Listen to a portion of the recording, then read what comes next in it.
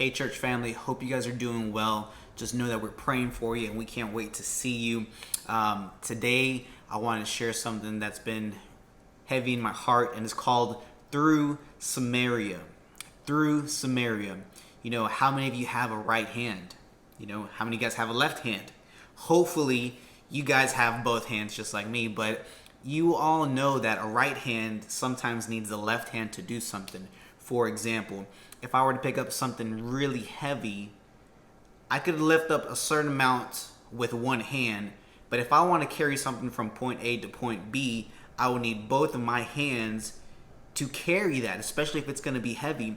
And you know, just thinking about everything that's been going on these last couple of days, I believe that as a church, we are the bridge that brings things together, especially during these moments. You know, we live in America, but we are not building a American church. As a matter of fact, I believe that we are building a kingdom church, a kingdom mindset.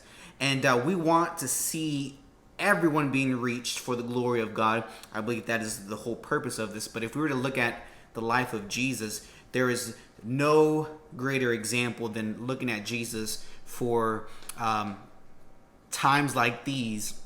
And in John 4, we see how Jesus is always talking about the kingdom. He has this kingdom mindset, and he's always talking about the kingdom. But in John 4, it's known as the woman at the well. And I'm not going to get too into detail about it because we've heard about this so many times, and I've used personally so many examples of this story, but I want to bring a different perspective. And here we see how Jesus changes the game. He decides to go through Samaria and not around it. You know, before the Israelites would have these moments of they wouldn't get along with the Samaritans, so they would avoid hanging out with them. They would avoid talking to them.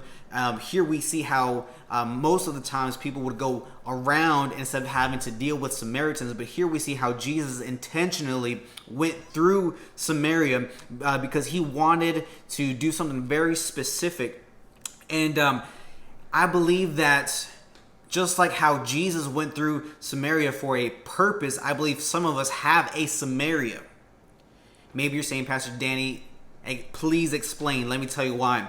You know, everyone has an area of our lives that we avoid because of the preferences that we have. You know, Jesus said we have to go through Samaria, and he knew it, that he went through Samaria to have a conversation so that he could reach the Samaritans, not just one person, but many people. And he knew that in order for that to happen, he needed to have a specific conversation in order to reach everyone else. And I believe it's time for us as believers to go through Samaria. You know, in verse 27, this is a verse that I want to bring to your attention, and it says, "Just then his disciples came back. They were shocked. They couldn't believe he was talking with that kind of woman. No one said what they were all thinking, but their faces showed it. The woman took the hint. In her confusion, she left her water and ran back to the village." And I'm going to pause right there. You know, something that I want you to understand is that the disciples during these times, they hanged out with Jesus. They had a relationship, a close relationship with Jesus. And Jesus sent them intentionally so that he could have this conversation with this woman. And whenever the disciples come back, they were shocked that he was spending time talking to this woman.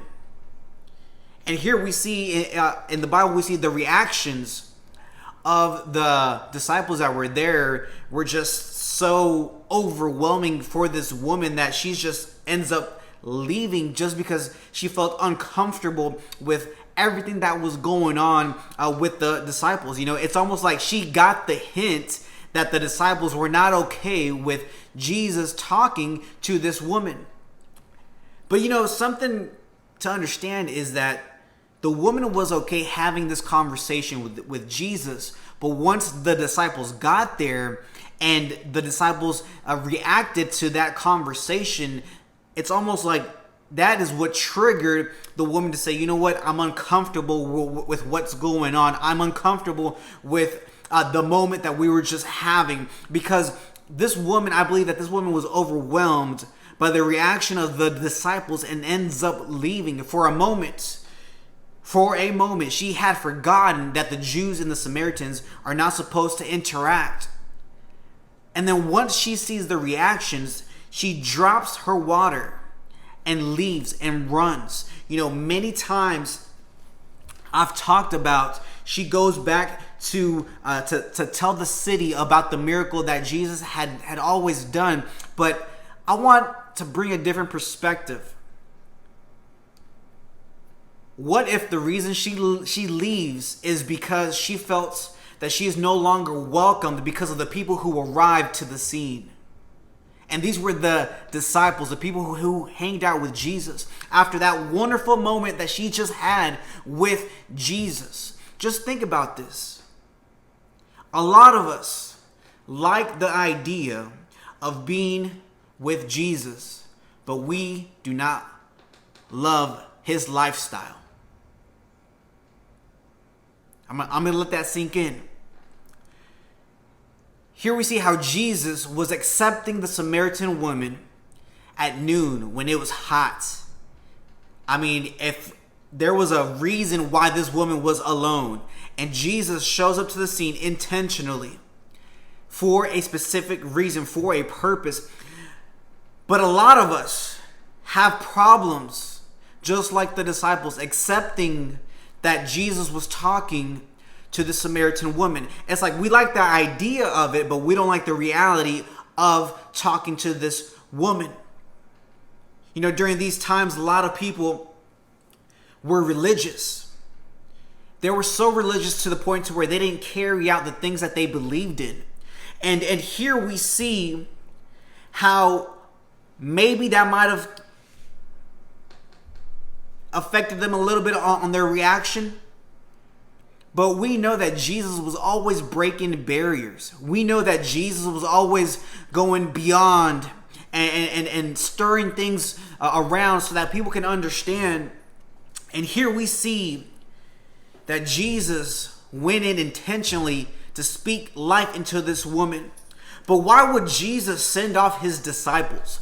Why would he send them off to where he'd just be alone with them alone with this woman for just a few moments? In the Bible, we see that Jesus only did that 2 times, and this being one of them, to where he can be alone and have this conversation with this woman. I believe that maybe it was probably because he knew that if the disciples were there, they would probably ruin this conversation. They would probably ruin this moment.